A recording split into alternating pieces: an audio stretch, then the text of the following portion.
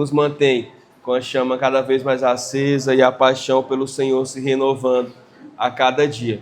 E nós queremos falar justamente sobre algo que tem sido comum a nós nesses últimos dias. Nós queremos falar sobre tempestades. E quando eu saía de casa, eu disse, olha, parece que vai chover na hora que eu estiver pregando. Então vai ser uma boa ilustração para que a gente se lembre disso.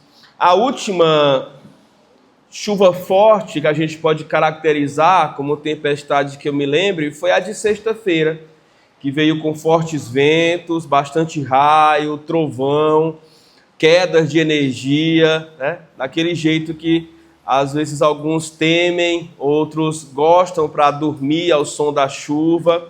Mas o fato é que a tempestade por si só, ela é como se fosse um desarranjo natural. É como se o cosmos estivesse passando por uma situação onde ele precisasse se organizar. Basta lembrar que a tempestade, ou as chuvas exatamente, não estiveram presentes ali no início da criação. Quem conhece bem o texto de Gênesis sabe que Deus criou todas as coisas e obviamente preparou o universo para que chovesse, mas inicialmente não tem chuva. Inicialmente fluía um vapor da terra e inicialmente as fontes de terra subterrâneas serviam também para regar a vegetação. Então, o primeiro prenúncio de chuva que nós temos é justamente para fazer um restart em toda a criação, que é ali no dilúvio. E dali para frente, então, o homem passa a conviver com a água que cai do céu, com a chuva, com a tempestade. Mas ela acaba como sendo isso para trazer sobre nós algumas vidas. E quando a gente usa a ilustração da tempestade para falar sobre as coisas da vida, aí é que é um desarranjo mesmo. Porque geralmente nós chamamos de dias bonitos os dias claros, límpidos, ensolarados, os dias em que a gente levanta, olha para o horizonte e consegue ver a paisagem adiante de nós, brilhando, resplandecendo. Os dias de chuva, os dias que você tem que, além de vestir sua roupa normal, colocar uma capa, precisar às vezes pegar uma carona com alguém para poder ter um automóvel que lhe cubra e que não lhe permita ser molhado. Esses não são dias tão agradáveis assim, não são dias com o qual a gente se lembra com tanta alegria, apesar de sabermos que são necessários, tanto para a agricultura, quanto para a amenização do clima, quanto para melhorar as nossas vidas. Mas o fato é que nem toda tempestade é igual. Existem delas mais fortes, delas mais fracas, e na nossa vida também. Existem pelo menos 3 tipos de tempestades. E é isso que eu queria ver com vocês nessa manhã, no tempinho que a gente tem aqui até a nossa escola bíblica dominical. Então eu queria começar abrindo a Bíblia, lá no livro de Jonas, capítulo 1. Jonas, capítulo 1.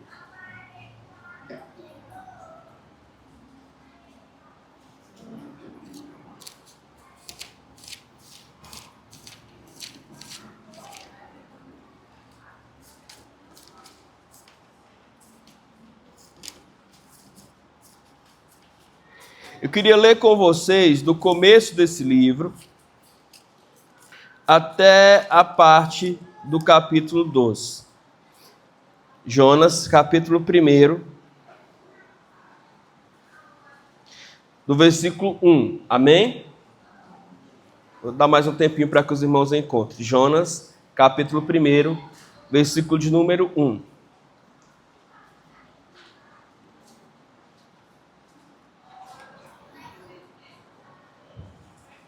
A palavra diz assim: a palavra do Senhor veio até Jonas, filho de Amitai, com a seguinte ordem: vá depressa à grande cidade de Nínive e pregue contra ela, porque a sua maldade subiu até a minha presença. Mas Jonas fugiu da presença do Senhor, dirigindo-se para Tarse. Desceu até a cidade de Jope, onde encontrou um navio que se destinava até aquele porto. Depois de pagar a passagem, embarcou para Tarsis para fugir do Senhor.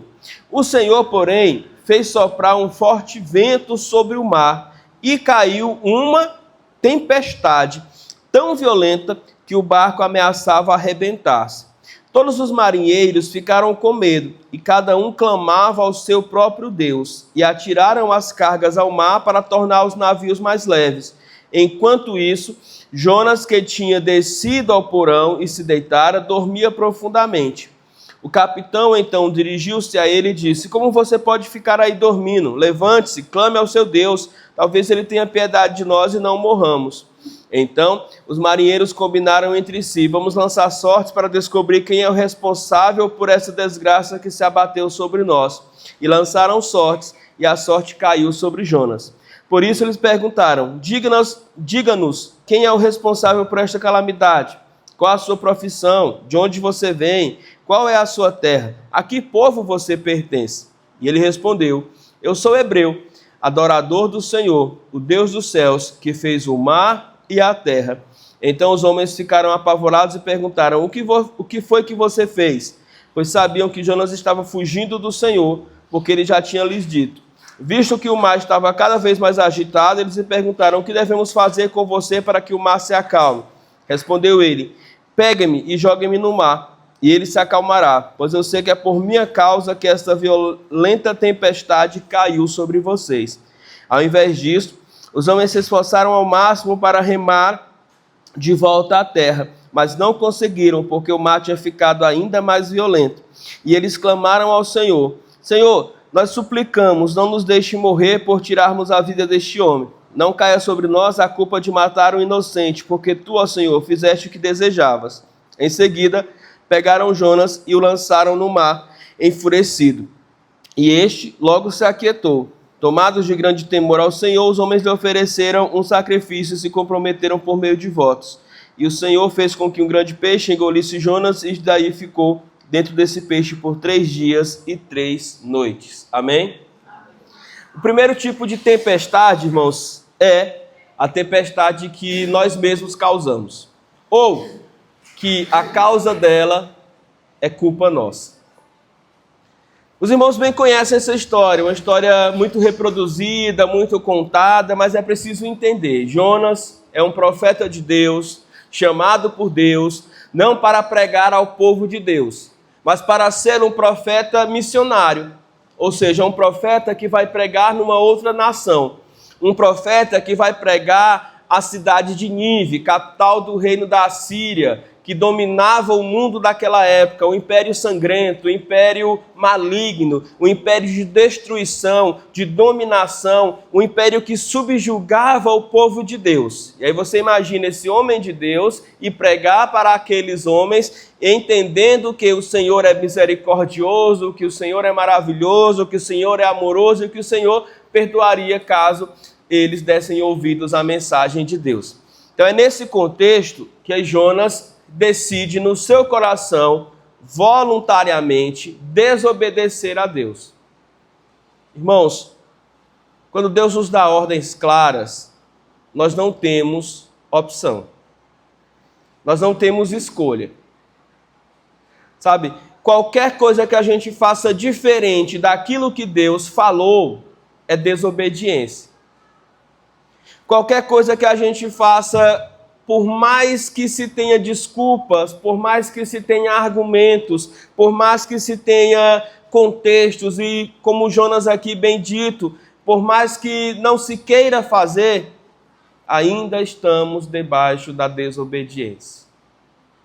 E a consequência de uma vida debaixo da desobediência é que mais cedo ou mais tarde, essa vida passará por tempos tempestuosos, ou seja, tempos de tempestade. Sabe, é exatamente isso que aconteceu com Jonas. Ele resolveu no seu coração desobedecer ao Senhor. O Senhor dá uma direção para ele bem clara, dizendo que ele deveria ir até a cidade de Nínive, pregar aos ninivitas, porque a maldade daquele povo tinha chegado até o Senhor, e o Senhor agora queria tratar com aquele povo, queria dar àquele povo uma chance daquele povo mudar, daquele povo se arrepender. Mas ele pega uma direção contrária, ele pega a direção do porto de Jope, ele pega em Jope um barco para ir até a direção de Tarsis. Para quem vai olhar para o mapa mundi dos nossos tempos, ele quer ir para a Espanha, quando o Senhor manda ele ir para a Ásia. Ou seja, a direção exatamente contrária. O Senhor está dizendo para ele ir para um lado e ele vai para o outro, ou deseja ir para o outro. E mais do que isso, ele deseja ir para um lugar que ninguém o conhece, que ninguém vá conhecer sobre ele. Para literalmente fugir de Deus. Às vezes nos nossos caminhos nós tomamos estradas que são totalmente diferentes daquela que Deus quer que a gente ande. No domingo passado nós falamos sobre caminhar com Deus. E uma coisa que deve ter ficado bem gravado na mente, no coração dos irmãos, é que Jesus, como bem disse em João 14,6, é o quê? O caminho. Logo, não existe outra forma de caminhar a não ser com Jesus, que nos leve ao destino correto. Ah, pastor, mas eu caminho sem Jesus. Parabéns. Ótimo. Jonas também caminhou sem Deus. Ele saiu de onde estava, foi até Jope. De Jope ele comprou uma passagem, ele entrou no navio, mas quem disse que ele chegou em Tarsis? Quem garantiu que ele chegou onde queria, onde almejava, onde pensava? É assim a vida da pessoa sem Deus. Ela caminha, ela faz aparentemente progresso na sua vida, mas certeza de chegar no destino final abençoado, ela não tem absolutamente nenhuma, porque só há destino final abençoado com Deus. Então, o primeiro tipo de tempestade a que nós devemos ficar atentos na nossa vida é a tempestade que é causada por nós mesmos ou por nossa desobediência. Então, não culpe ao Senhor, não culpe as pessoas ao seu redor, não culpe quem não lhe avisou, quem não lhe deu direção, não culpe absolutamente ninguém, porque foi Jonas que voluntariamente decidiu desobedecer a Deus.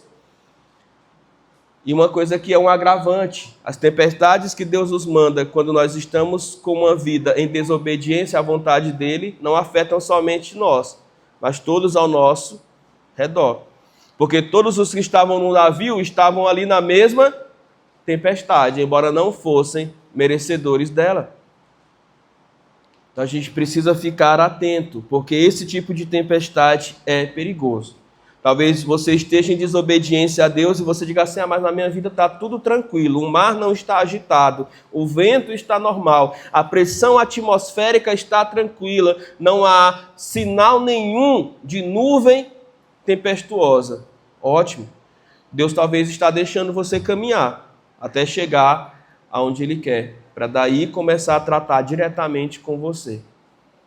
Para daí diretamente começar a mexer um pouquinho na sua vida para que você perceba que Ele é que é Deus e que Ele é que é soberano e não você.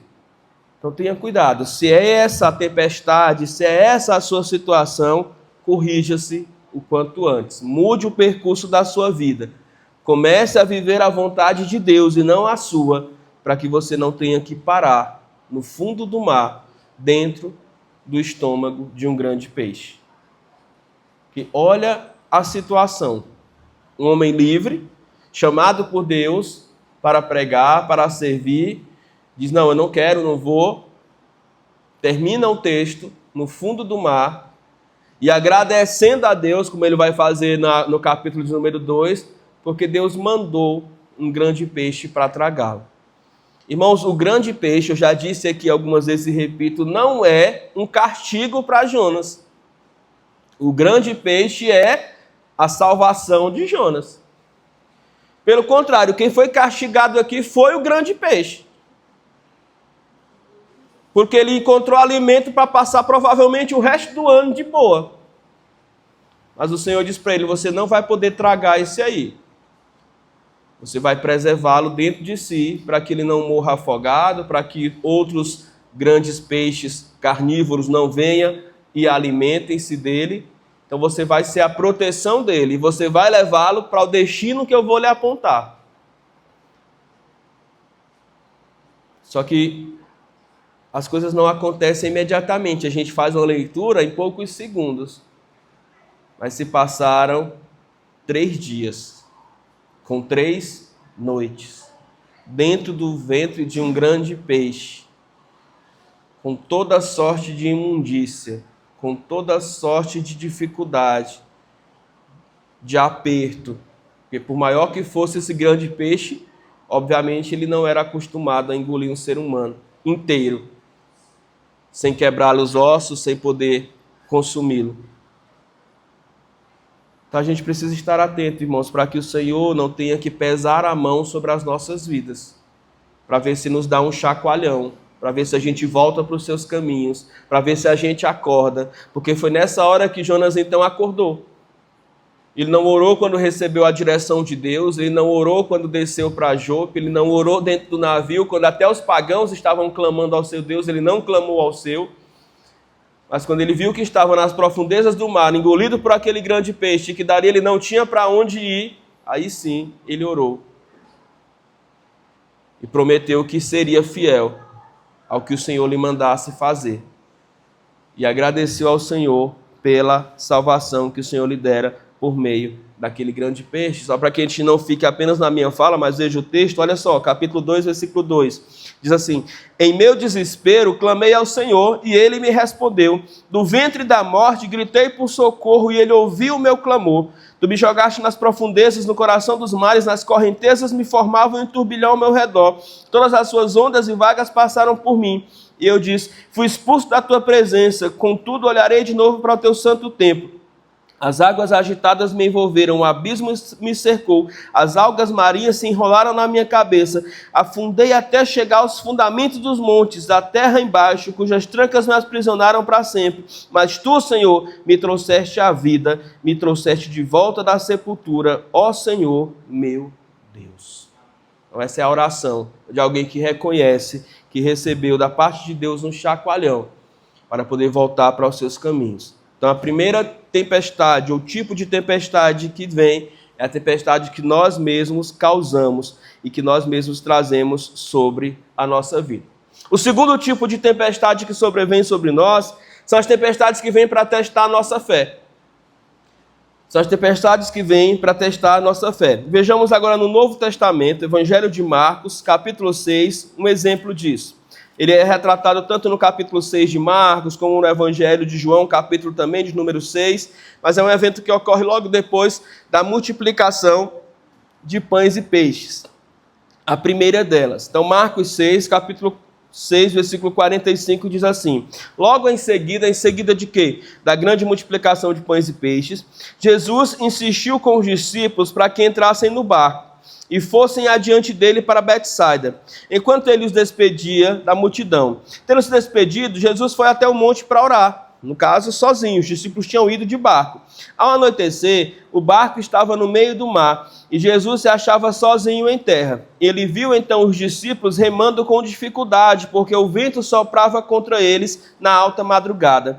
Jesus se dirigiu a eles andando por sobre o mar e estava já a ponto de passar por eles. Quando o viram andando sobre o mar, pensaram que fosse um fantasma, então gritaram, pois todos estavam com medo, todos que tinham visto ficaram aterrorizados. Mas Jesus imediatamente lhes disse: coragem, sou eu, não temam. Então subiu no barco para junto deles, e o vento se acalmou, e eles ficaram atônitos, pois não tinham entendido o milagre dos pães, contanto o coração ainda estava endurecido. É interessante pensar que algumas tempestades que sobrevêm na nossa vida não são fruto da nossa desobediência direta, pelo contrário. Nós estamos muitas vezes fazendo exatamente aquilo que Jesus nos mandou fazer. Os discípulos só entraram no barco porque Jesus insistiu que eles entrassem. Os discípulos só começaram a navegar aqui por esse mar porque foi a instrução direta do Senhor. Mas mesmo debaixo da instrução direta do Senhor, a nossa vida pode encontrar tempestades. E essas tempestades são para testar a nossa fé. São provações que vêm sobre a nossa vida. Percebam que mesmo com medo, mesmo diante do forte vento, mesmo na alta madrugada, cansados depois de um dia de trabalho, os discípulos não deixaram de remar, de continuar tentando ali.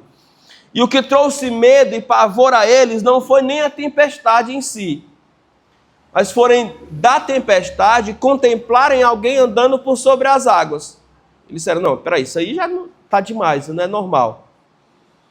Foi então quando eles se conscientizaram de que era Jesus, Jesus mandou eles se acalmarem, Jesus entrou no barco e a tempestade passou. Sabe, é nessas horas que a gente aumenta a nossa fé em Deus. Porque Jesus simplesmente chegou para perto dos seus discípulos, Jesus simplesmente acalmou os seus discípulos e a toda a natureza com a sua presença.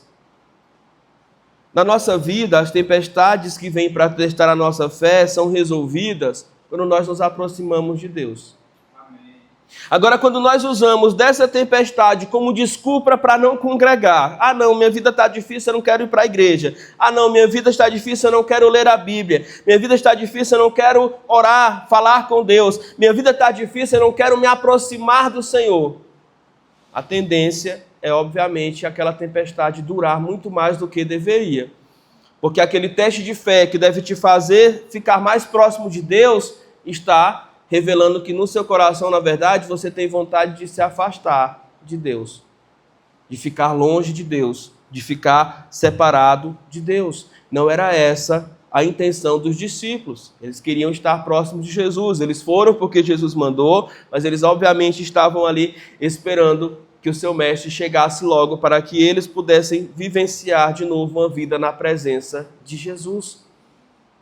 Hoje, graças a Deus, nós temos o Espírito Santo habitando em nós. E quando nós estivermos passando por tempestades que venham para provar a nossa fé, ou seja, que não são consequência da nossa desobediência, que não são consequência da nossa vontade de fazer as coisas que nos dá na mente e no coração, nós precisamos ter calma, tranquilidade e saber que a presença de Jesus será suficiente para nos manter dentro do barco, para nos manter navegando na vida e acalmar toda tempestade.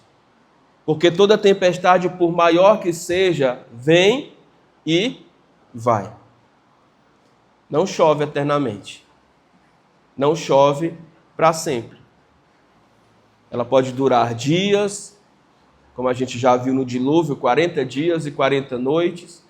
Ela pode durar horas. Ela pode até trazer sobre as nossas vidas muita dificuldade durante bom tempo.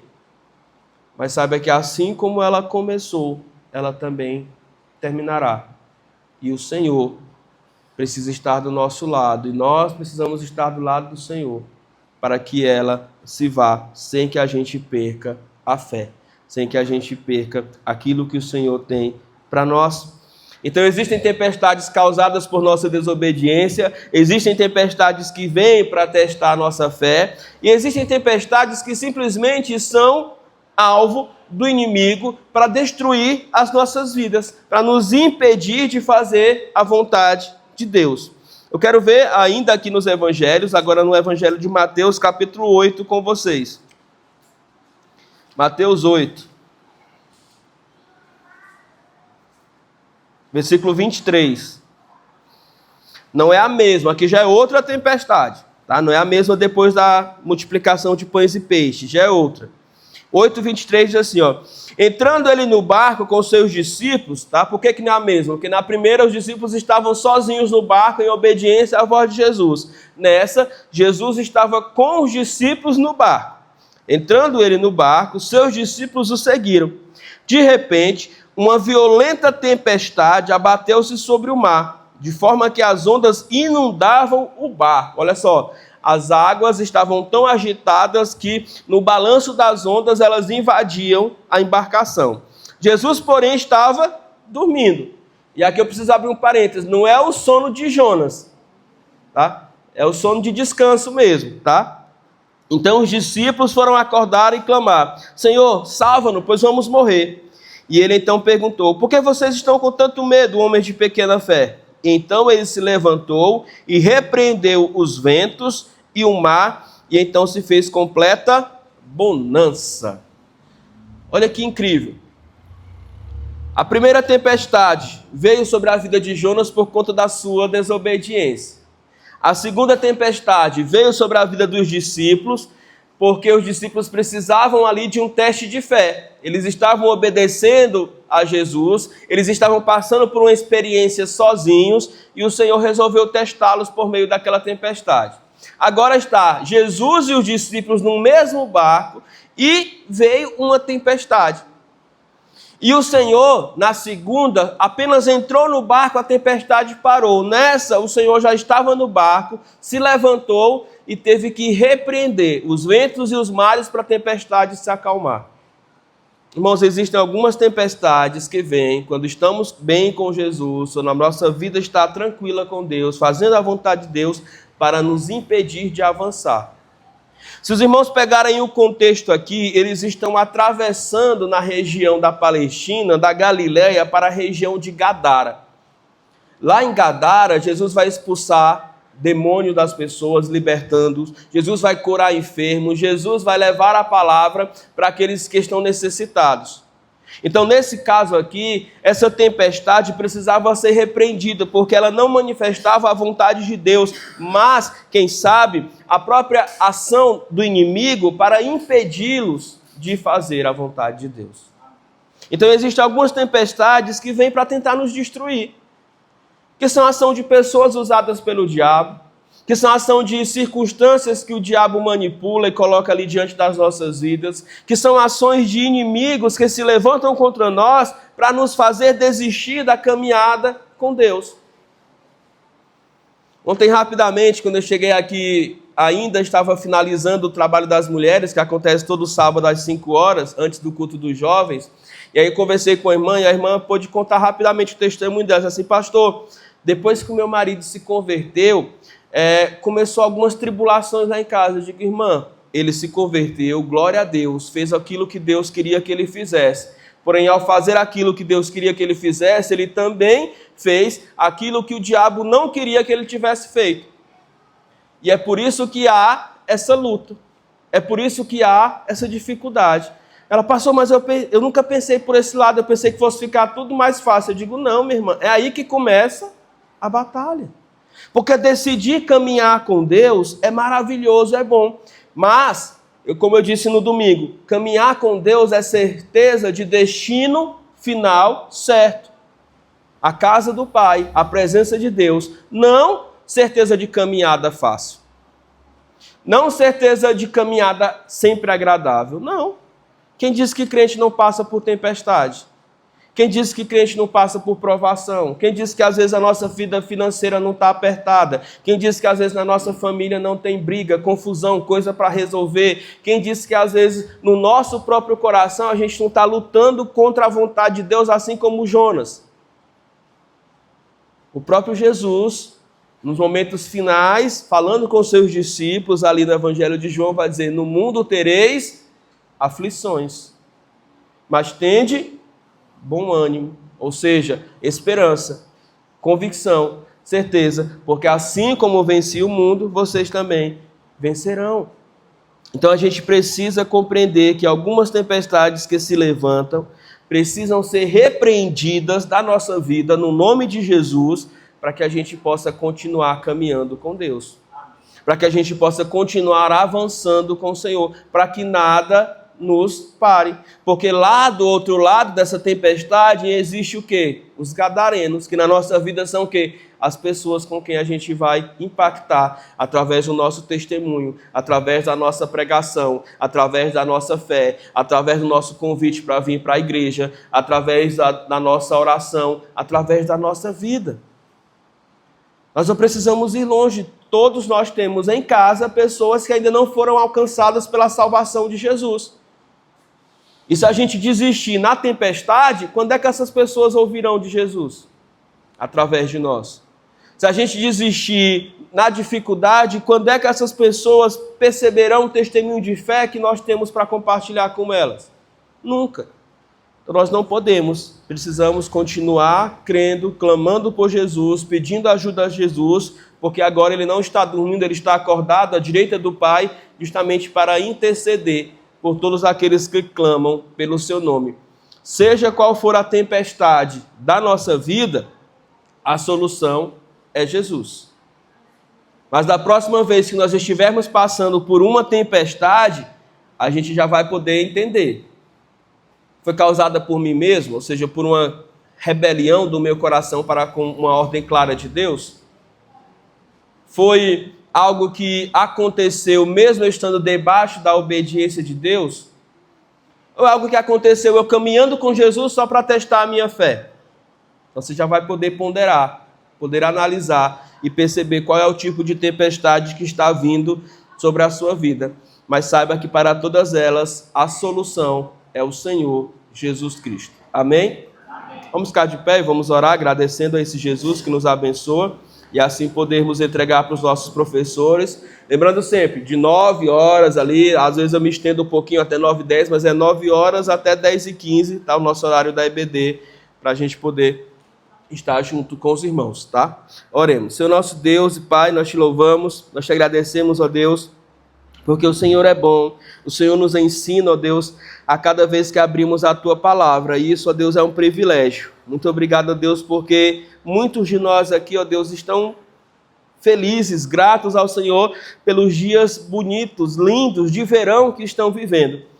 Mas muitos, ó Deus, também estão, ó Deus, debaixo de tempestades fortes. Tempestades, ó Deus, que muitas vezes abalam a nossa fé, tocam nas nossas fraquezas, ó Deus, e fazem as nossas pernas tremerem.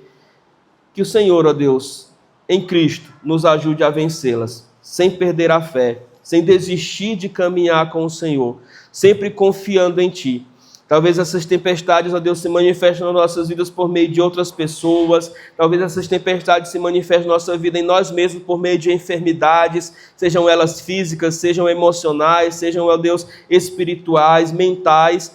Mas a nossa oração, ó Deus, é para que o Senhor nos dê fé, ó Deus, e vitória sobre cada uma delas. Para que, ó Deus, no nome de Jesus, possamos testemunhar, vencemos, passamos, chegamos na terra e no lugar de bonança para a glória de Deus. Que o Senhor abençoe, ó Deus, cada pessoa aqui, cada família que nós representamos, cada professor da escola bíblica dominical, aluno e tudo mais que se seguirá para a glória do Teu nome. É a nossa oração e gratidão no nome de Jesus. Amém e amém. Vamos orar, vamos sentar primeiro, orar silenciosamente e depois nos dividirmos assim na sala da escola bíblica dominical.